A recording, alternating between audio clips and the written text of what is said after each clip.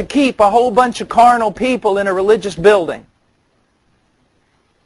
Instead of just going in and saying, this is what I'm doing. I am called first of all to the people of God.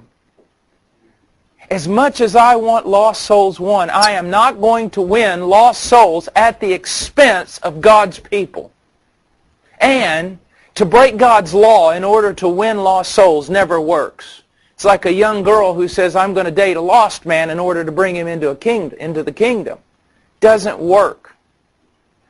Paul did everything for the sake of the elect.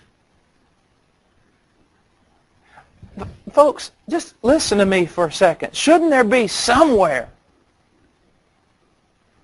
where a Christian can go that is a safe haven? And isn't that supposed to be the fellowship of the saints? But it's not. When warfare is going on inside what's called the church, that's not a safe haven.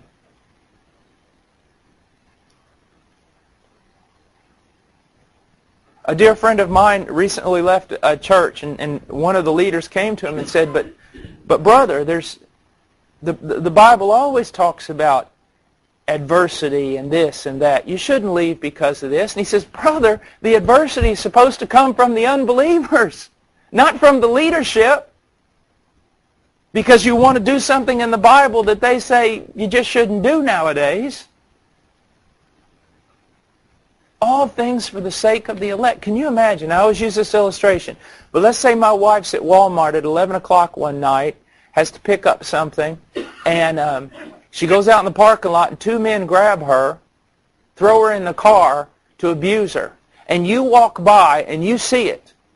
But because you're afraid that they're going to do something to you, you let my wife be just tore apart by those beasts. I am going to want to bring those beasts to justice, but I'm going to look for you. And it'll take the grace of God for me not to tear you apart limb from limb. That's my bride. I don't care if you lose your life.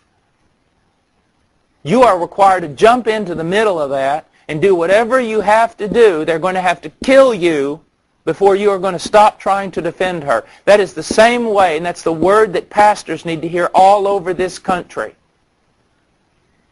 Catering to a bunch of lost people to have a big church.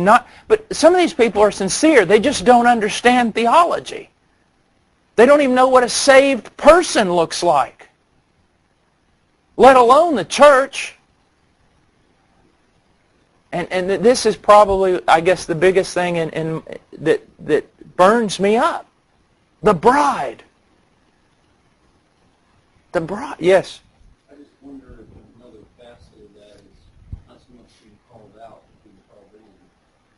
First of all, and if, as you said, one of the major purposes and reasons for the church is the building up of the body, the equipping and all those other things that are coming into play. The question is, when people are being called out or called in, that there's difficulty reasons why they may not be able to go to where they know there's a big church. At what point do they make the decision either to cut everything off and go to someplace they know where the godly man's preaching is a solid group of believers, or begin to think believe? You know, that, again, goes back to the same question that Kyle had. When do you know, look, I'm going to move my entire family, or I'm just going to start a church? And that can only come about through a lifestyle of renewing yourself in the Word of God and being mature and the Lord leading you. I can't necessarily set down, 5 principles that if this happens, you should go to another church, and 5 principles if this happens, you should start one. But we have to be men and women who are renewed in our mind, and God will lead us. But we see that happening all over America right now. People are fed up, and they're either going to a church that preaches the gospel, even if they have to move their family across the country, or they're starting churches. And I think we're going to see more and more of that.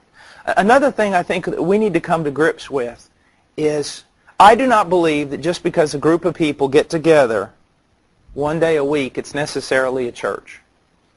Okay? Now, that's how churches can begin. But a lot of missionary agencies have really redefined church for, you get a group of 5 people together, you've started a church. No, you've got a group of 5 people together. I think we need to look at what a mature church is and call that a church.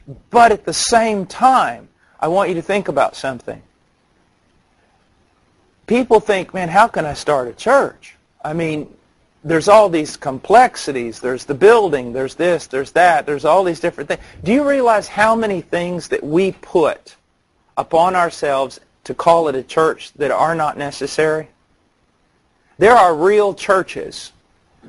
There are real Baptist churches right now in the mountains of Peru, and they don't have a building, and they don't have a full-time preacher who is paid by the congregation, but it is a church. It was founded by another church. People were sent out from there.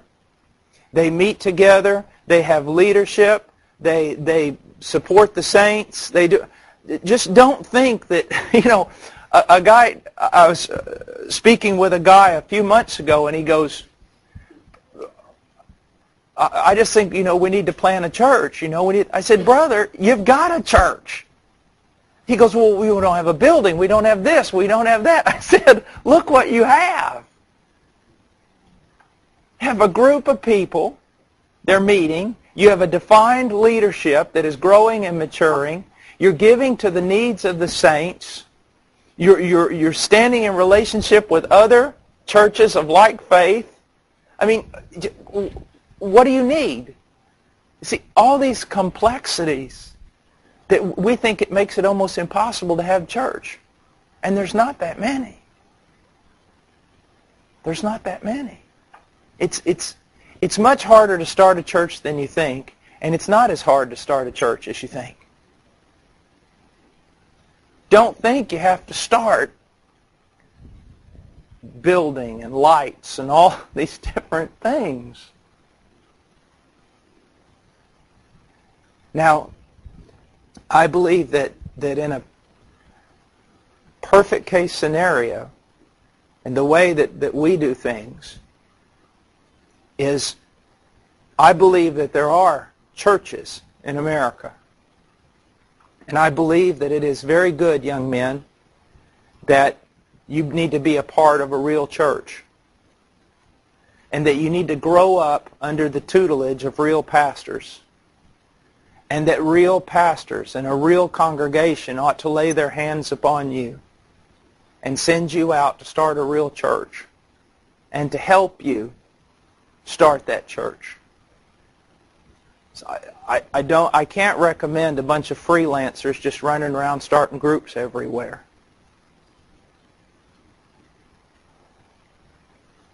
But we're living in glorious times. Great times. I mean, this is the stuff they write history books about. This is fantastic. So study hard. Submit yourself to godly leadership even when they're not, sometimes you think, as godly as you are. Grow.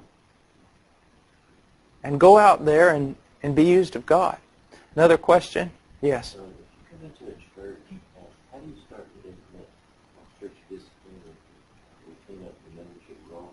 Or if you come in and that's just formed? Okay, you come into a church as a new pastor, and how do you implement church discipline and clean up the membership roles? Bless God, do it on the first day and blow that thing to pieces. No, I'm just kidding. First of all, I think that there is room for thinking about reformation in existing churches. But here's something I want you to look at.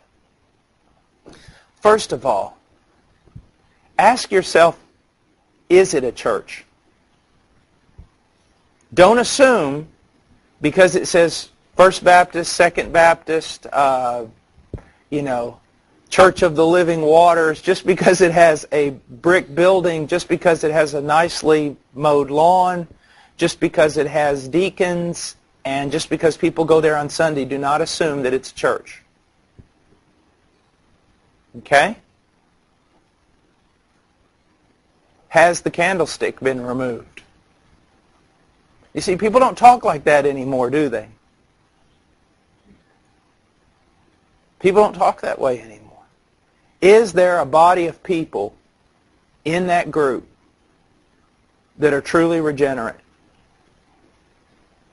You know, an old man told me one time it's easier to give birth than it is to raise the dead. So we shouldn't always be thinking about going out and taking over a church and reforming it. We may ought to think more about going out and planting a church.